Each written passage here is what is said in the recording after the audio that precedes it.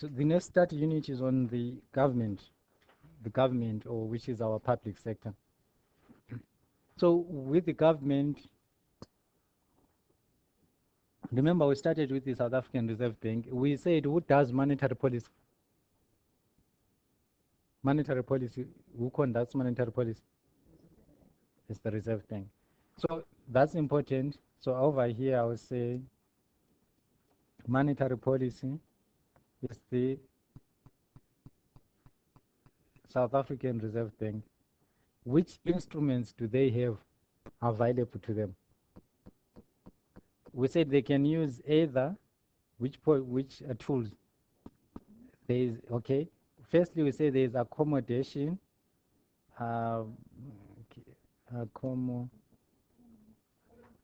accommodation policy, and there is open market policy or open market instruments. So accommodation policy deals with the repo rate, and it's going to affect your interest rate. Then the open market operations, it deals with your bonds and treasury bills, right? And I would say it affects your money supply, because we said if you sell bonds, you reduce the money supply, whereas if you buy, you increase the money supply. So under monetary policy, I would want you to remember the two things. You talk about interest rate and money supply. That would be under monetary policy. Is that okay? So those are the only things that you are going to talk about when it comes to monetary policy. You can't talk about taxes and tell me it's monetary policy. That would now be something else. Is that fine? So what's the other policy that we are going to deal with? It's fiscal policy. It's fiscal policy. Who does fiscal policy? It's the government. So with government, that is where we are going to introduce fiscal policy, and that is going to be done through mostly taxation. Okay? So government has different branches. We have the central government, regional, local, so depending on the scale. So central will be like at a national level, regional will be more like a provincial setup, local would be within the particular province. A composition of the public sector, that's what we're talking about. There is also public corporations, which are state-owned entities. What's the role of the government in any economy? What is the role of the government? To provide public goods and services. So we, on the 1501, we talked about the different market systems. And that side, we showed that the market system, or the free market, is the one that is usually more efficient. If we look at, if there is no government, we just look at demand and supply. If people are demanding a certain good, it's going to be supplied. That system is more efficient, but it is a problem, because it's only those who can afford who are going to actually get goods and services. So I was asking the other guys the other day to say, if we have houses like this, and then over here, this is the street, there's a small road there. The problem is it's very dark on that particular street. We need a light. How do we get that light? The street light. Who is supposed to pay for the street light? No, there is no government. We are a private setup, we are a market system. All the six. So the light is going to be somewhere here, and then it's going to shine all the way. So we must all come in and contribute. So what if you come to my house, number 5, there, and I tell you, now, like, no, guys, like, the light gives me a headache. I'm okay as it is. What do you do then? So the other ones, they agreed to put in the light, right? Then next thing you see me outside there just chilling on the light, whereas I refuse to contribute. What do you do?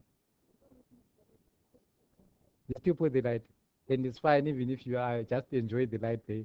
Suddenly, I even pitch up a tent outside. So that's the problem with what we call public goods, because we end up getting what we call the free rider problem. Not everyone is going to want to contribute towards that. They will just want to use it for free. So that's the problem with this kind of a free market economy. And if there is no one who is going to pay for it, no one is going to want to just come and produce it. So that would justify the reasons why we need the government, even though we are saying the free market is more efficient. So if something can be efficient, but it doesn't necessarily mean it's equitable. Being efficient, it doesn't necessarily mean it's fair. So that is one problem that we are facing. With the market system, no one cares about fairness. It's all about being efficient. And I remember there is a picture. I don't know where to find that picture. I will look for it next time. But it just shows it would be like there is how many blocks? There is how many blocks are there on that picture? Because it would be, I think there's like 6 blocks, and then there will be like a wall over here. Then the first one over here will be a small kid. Then the next one here is a kid who is slightly taller, and then here is like a full-grown father. So they are all standing on the boxes, right? So what's the problem with this kind of thing? Is if this fair or equitable? But they all have two. They all have two.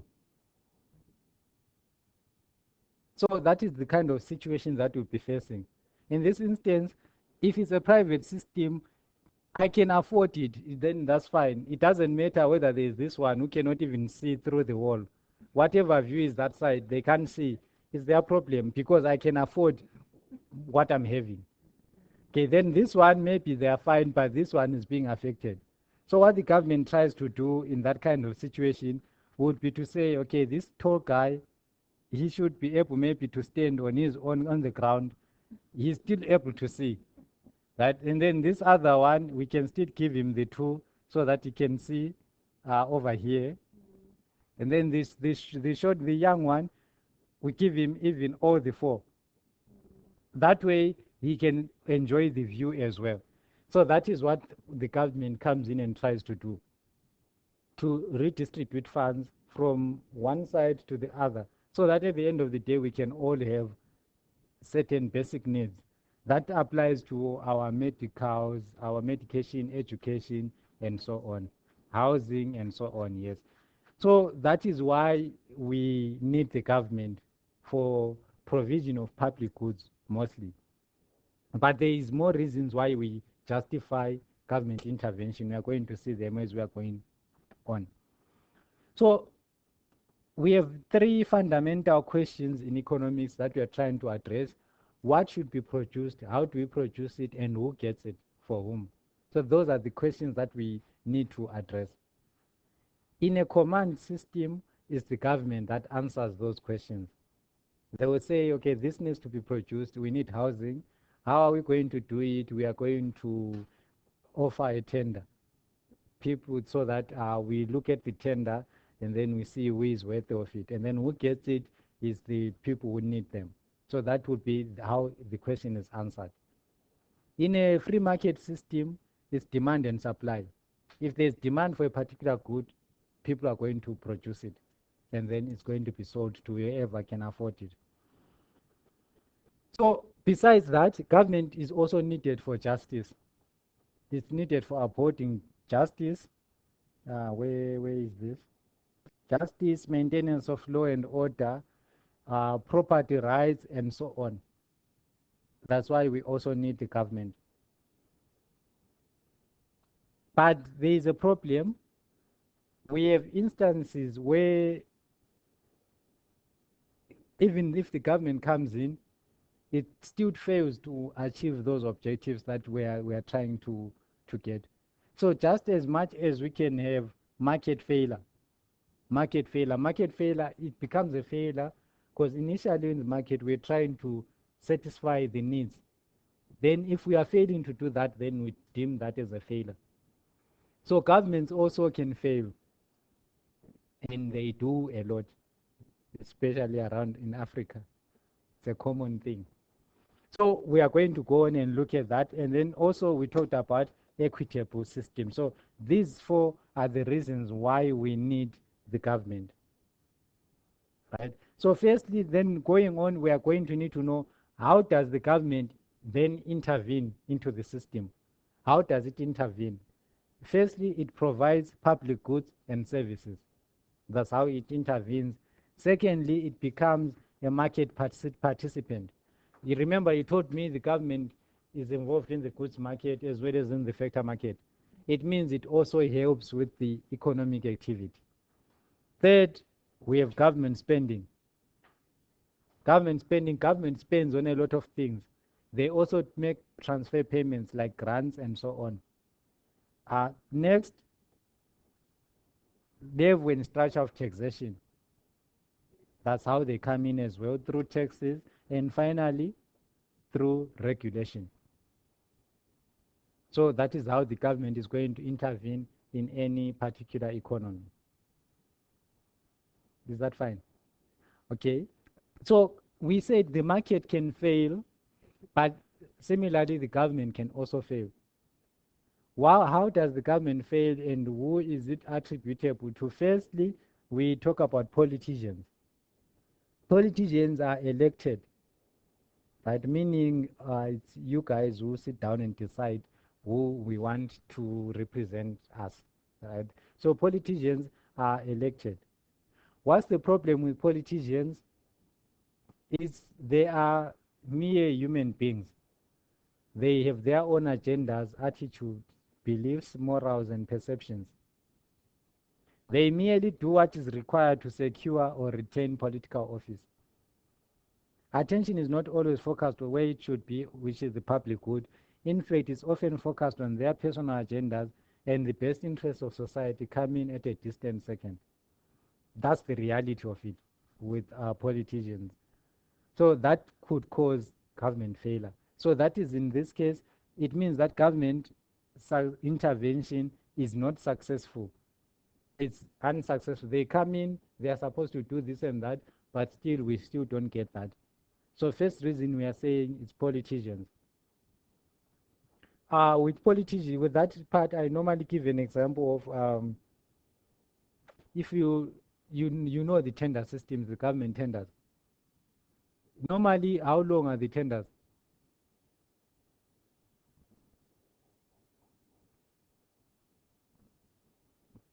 A tender, anyone who knows some tenders and so on.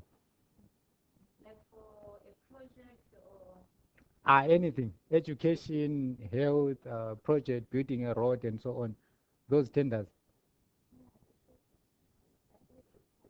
They should be a specific time, but I haven't, so far I don't remember, maybe I haven't researched enough, but I haven't seen a 5-year one. They are normally between 1 and 3 years. They are normally between 1 and 3 years. Why is that so? Okay, because I am in office, right? I am the Minister of Transport and what. If we had elections this year, after how many years do we have elections again? After 5 years.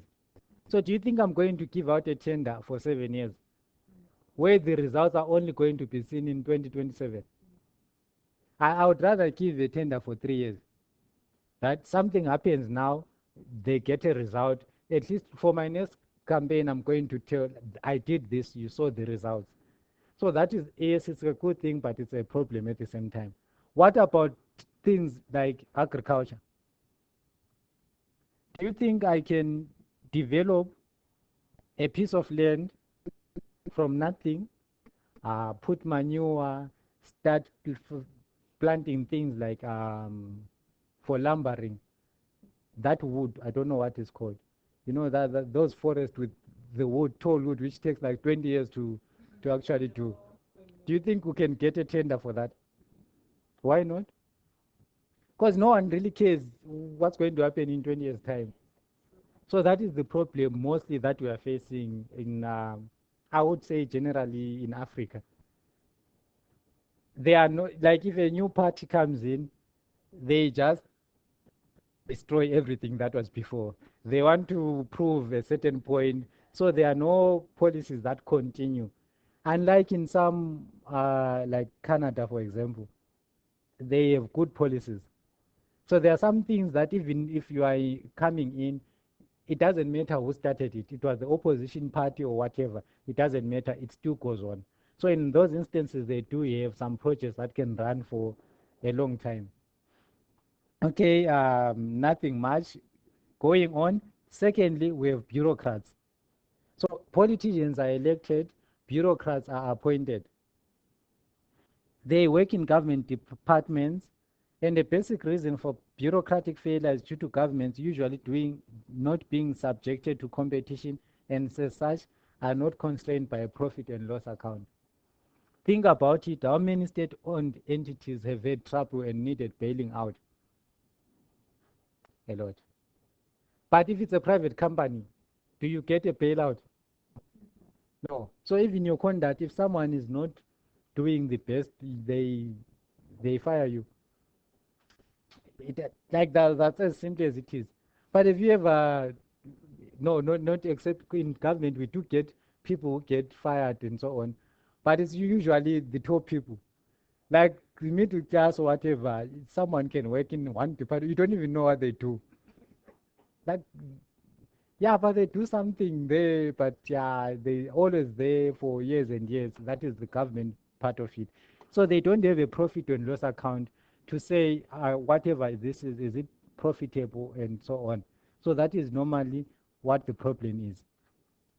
So in economics, we have two terms that we talk about. We have what we call satisficing, and we have what we call at times, let me refer to it as optimizing. So we are doing ECS1601, right? Remember when we started, we mentioned the fact that there is how many units that we need to cover? 11 study units. How many sessions do we have? 4. Okay. So let me just bring out a point. If I am satisficing, what am I going to do?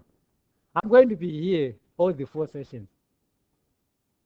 That much, maybe if there's a register, I think there should be a register anyway. I'll check. If there's a register, my name is going to be there. I'll clock in and I'll clock out at the right time. But what is the problem? We are not even going to discuss the fact that there is 11 start units. We are not going to sit down and plan to say, okay, if there's 11 start units, maybe we need to try and do 3 units a day so that we have time on the last one to address questions and so on. I'll come here, I would have done the first start unit. And I'll say, guys, that's it. That's fine, right? Next week, by the end, we would have done maybe a maximum of 6 start units. I'll tell you, okay, you are here for 4 lessons. That's our 4 lessons. Can they say I did not do my job? No one will say that. Because I was here, I did what I could. I got through those units. So that normally happens with government departments. It's more like doing the bare minimum. I cannot come. If I don't come, then it's an issue. I'll be here. They'll still hear me shouting. They don't know what I'm doing, but they'll still hear me shouting, and they'll think like, no, he's doing the job. But then in that instance, I'm just doing the bare minimum. Whereas with optimizing, you are trying to do the best you can with the given resources. Okay, we know we have a constraint in terms of time, but I need to try and do my best with that available time so as to get the best result. So that is what we are saying with government departments. Normally, you don't have systems in place to actually follow you like very much so that you can see what is so and so doing and so on. Whereas with the private, normally you have to optimize. Because believe me, if you don't do a certain thing, 2 months, 3 months, they are going to notice. Yes, I know you all have your own ways of going around stuff, but yeah, you still get something done. So then that is the second reason, bureaucratic behavior. Lastly, we talk about rank-seeking behavior by economic participants. What we are saying here, it refers to attempts by households, businesses, labor unions, and other groups to benefit at the expense of the society in general. So normally, even now, let's say the government realizes that we need accommodation and they offer a tender, right? Those people who get it, remember we talked about politicians, we talked about bureaucrats, the ones who actually work for the government. There's us, the general public. What happens, normally happens when someone gets a tender? Normally, that's the first thing. They start buying it. That's the car. Like you see that, okay, there is a new tender. They buy a car. Okay, I'm not saying it's wrong to buy a car. I'm not even saying that at all. But you need to do what you are supposed to do in terms of that tender.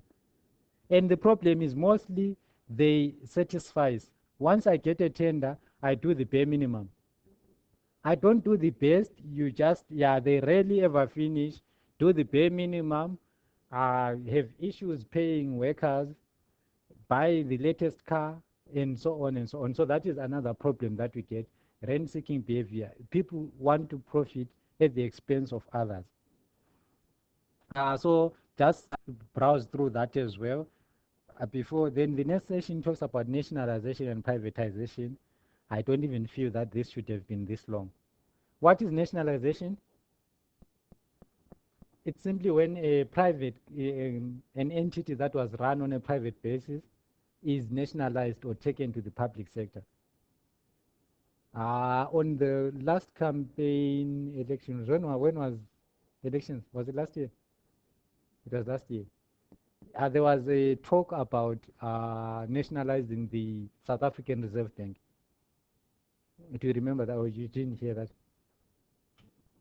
Okay, yeah, there was talk about nationalizing the South African Reserve Bank when people were campaigning to say, okay, we are going to nationalize the South African Reserve Bank. So it has its own benefits and side effects as well. Because as it is, it's kind of in a private setup. It means we can have investors. Part of the whole thing is from investors from outside. But once it's nationalized, it becomes public, right? It means it's kind of owned by the government in a way. The government has a say. So what's the problem of nationalization? Everything that we identified as government failure is going to apply now. If a company goes, it becomes nationalized. It means we start facing politician issue, bureaucrats, and rent-seeking behavior. Imagine on the Reserve Bank now. We have a situations, examples of that when we're talking about money in other units. We talk about ZIM. What happened during the time there was inflation? In your own understanding, what happened? Okay, maybe it's too close to home. I can talk about Germany in the 1920s. They also had the same issues. They faced the same issues. So normally what happens is this is the very setup when you have a nationalized central bank. So the government has issues, fund issues. Maybe they don't have enough funds for something. Then they just direct the central bank to print money. We discussed, that was the first thing that we talked about on money. We have agreed that it doesn't solve anything. If you print money, it increases price of goods and services, and so on and so on. So that is usually the problem with nationalizing the central bank. Because once the government gets a say, obviously think about it, you are the one, like you are in charge, you are in the government. You can tell them to print money and just put it in your account. Like how nice would that be? They just print so much money, you get your own, and that's it. So that's the problem with that kind of setup. So nationalization refers to the actual transfer of ownership from private sector to the government. Is that fine? Furthermore, there is a clear between nationalization and establishment of state-owned entities. So there is a difference between those two. Privatization, on the other hand, I would say is just the transfer of ownership of assets from government to the private sector. So that's basically what we have between those two. We also need to know the arguments in favor and against, arguments in favor of nationalization and against nationalization, privatization, and so on. The good thing is you just need to know one. If you know, like in this instance, if you know the favors of privatization, they become the disadvantages of nationalization. Like if the first one says, state-owned enterprises are bureaucratic, inefficient, and unresponsive to consumer wishes, and often burden the taxpayer. So this is a favor of privatization. It's a disadvantage of nationalization. Is that okay? Next one says, state-owned entities lack creativity and innovation by management, as well as they have poor financial control, lack of accountability to the taxpayer, as well as produce low levels of productivity. That's an advantage of privatization. It becomes a disadvantage of nationalization. And the same thing applies to arguments against privatization. It's against privatization, so it means it's favor of nationalization. Privatized firm may not necessarily be more efficient. It may well result in a government monopoly being substituted for a private monopoly. So that is an argument against privatization. To say currently we are having issues with load shedding, then we say instead of having a state-owned entity, let's privatize it. So at the end of the day, we could still have the same problems even if it's in the private sector. And they are not really going to care about the prices. If I'm the one who runs that, I won't really, yeah. If you can't afford it, you can't. Just give me a chance to hold the water supply. I'll be the only one supplying water in, yeah, you see flames. There's also one that is called commercialization. State-owned ownership are being changed into commercial entities. But it's not very, very common. But yeah, it's there as well. Okay. So I think we can stop here for today so that we can at least just browse through what your assignment entails. So we are going to continue from fiscal policy and the budget. So fiscal policy is obviously the most important part of this particular chapter.